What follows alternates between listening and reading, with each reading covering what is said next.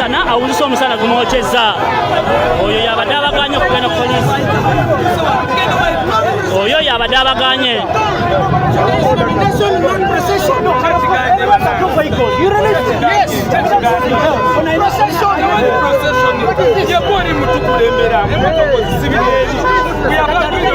poliisi babasobola bijja bagnayo sometimes musibye ebintu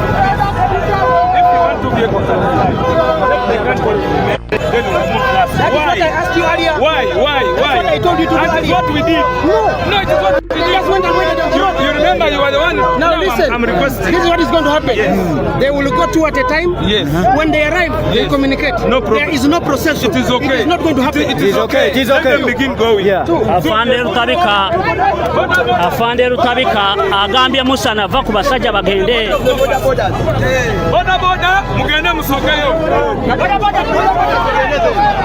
Afande Rutabika abagambye Afande Rutabika agambye musana vira abasajja bagende. My God. Gambye sometimes Uganda police nonya kyeyagala ne kikula basazeeko buli kimu. Afande Rutambika Let the borders go. Then after the borders, then we'll release the vehicles and then the borders will have. Let them go. Let them go.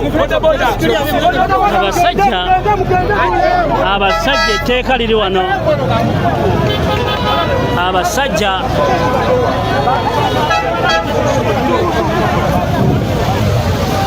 tokkiriza kujja ku motoka eno. Afande Rutambika abagambye no procession. Boda zingira mu bitundu mpola mpola ate oluvaako. They have cleared them. They have cleared them, sir.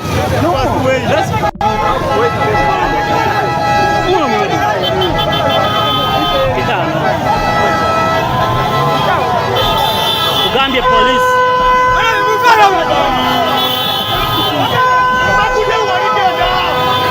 Afande.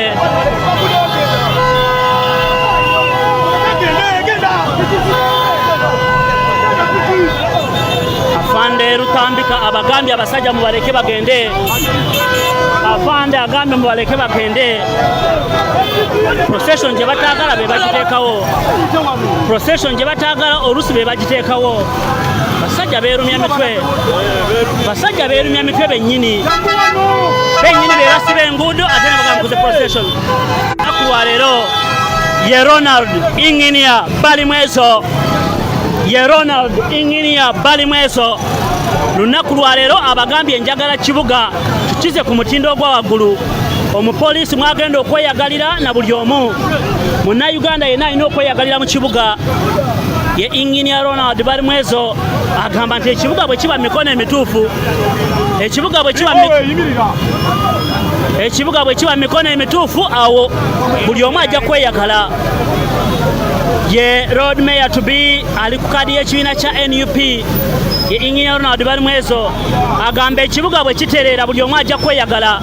Ab'amagye bajja kweyagala, poliisi ejja kweyagala, buli omu n'omukulembeze ali batuuse Honorable Robert Kyagulanyi Ssentamu ajja kubanga ekibuga akitereeza bulungi nnyo.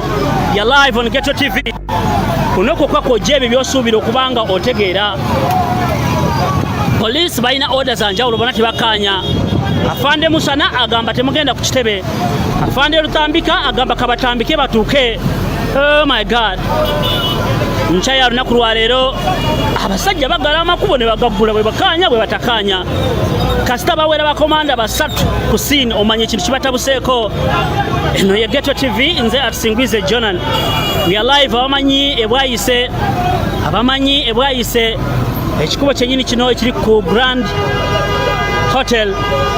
Awo wennyini kumpi ne kyaki Omusumba Jackson. Awo wennyini mu koona abakyali ewala lunaku lwa leero obwedda basibye enguudo zonna.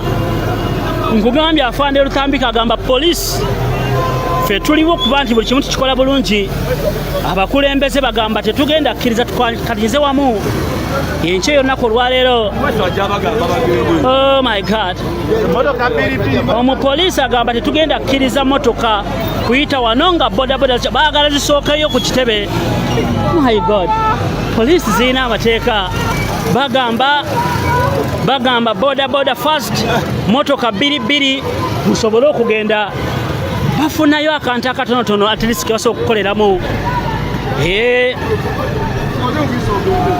Olunaku olwaleero kibiina kya NUP kikulemberwa His Excellency Robert Kyagulanyi Ssentamu, the ghetto gladiator, the people's president, born in Gomba, living in Magere. Oh my God, ye musajja wa Kabaka oyo, the ghetto gladiator, the original gladiator, the unruly one, the 10th president of the Republic of Uganda, none other than Robert Kyagulanyi Ssentamu. Yalondebwa abantu nga 14 mwezi gwa January omwaka 2025. Eno timu yonna gy'olaba yagikulembera Afande Rutambika bagambye mudde wano. Afande Rutambika agambye basajja bange mudde wano, motoka bbiri. Afande Rutambika agezaako bawa order oyo bamuyita Afande Rutambika. Afande Rutambika agambye tusooke tutirize wano. Afande Rutambika agambye tusooke tukiryalinge wano. Afande Rutambika agambye tusooke tutereze n'oluvannyuma bayitewo. Nkugambye poliisi yeewa emirimu. Afande Rutambika agambye musooke mutambike, musooke muveewo wano, embeera etereere. Tayagala boda n'emu, bonna baagala mu kitebe emmotoka tako emu bbiri. My God, this is interesting. Uganda police yeewa emirimu mingi nnyo. Kugambye siina ajawudde, siini y'aba boda n'emmotoka ayagala